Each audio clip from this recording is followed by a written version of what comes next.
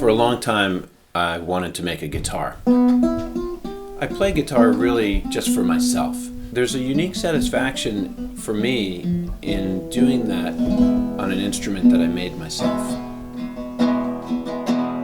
When I was growing up, my dad had a guitar and he played for the whole family, and it was a lot of fun. When cousins would come over and we'd have family gatherings, everybody would gather around my dad, and he would sing these really fun songs, and everybody could sort of make up their own verse. Hey la-de, la-de, la-de, hey la-de, la-de, lo. Anybody know that one? So I always wanted to learn to play the guitar. I am self-taught, so I think if an accomplished guitarist would see me play, it would be very obvious what an amateur I am. The story of this guitar is that it was kind of 4 years in the making. It sort of became a joke among my friends because I would see them and I was so excited about making the guitar that I would tell them, I'm making a guitar, I'm working on this project. And then a year later, I would see them at a symposium or something and they would say, so how's the guitar? How's it sound? And I'd say, well, it's still in progress. So that became a long-standing joke. It's done. I wanted to do something really different. A luthier would not think of using the lathe to make a guitar, but I'm a wood turner, so I was interested in making a guitar with wood-turned parts.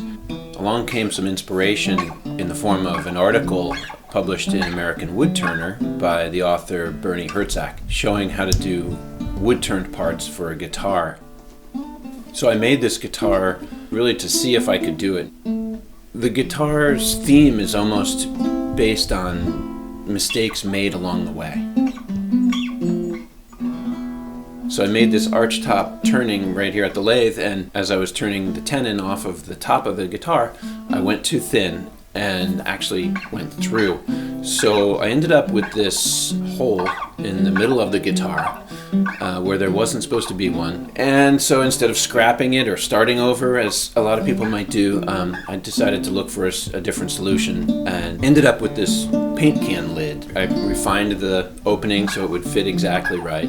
I figured, maybe that'll make an interesting sound, an interesting tone that's different. It's no longer just a top made of Spanish cedar, so I think that it's got a unique sound because of that.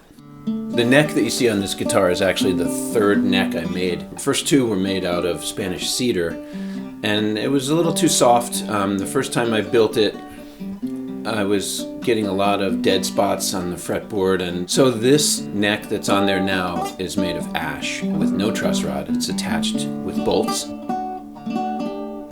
Other mistakes that I made along the way, I started out making a tailpiece that was turned on the lathe, and then I cut a wedge section out of it, and on first installation of strings it broke, so I had to kind of revisit that. The tailpiece that I have now is also made of wood, but it's also connected by way of a Kevlar thread, which is a very, very strong, thin rope that can withstand the string tension.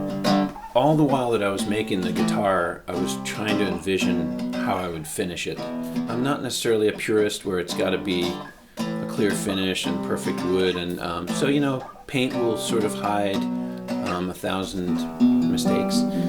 So I decided to paint the guitar, and I was really inspired by the work of Kimberly Winkle, who is a furniture maker and wood turner, who uses milk paint a lot. So this is a milk paint finish where you put down one layer. This has a layer of white and then a layer of black over it, and then I sanded through by hand. That was my journey of making this guitar. It was ultimately satisfying for me, but also very frustrating along the way.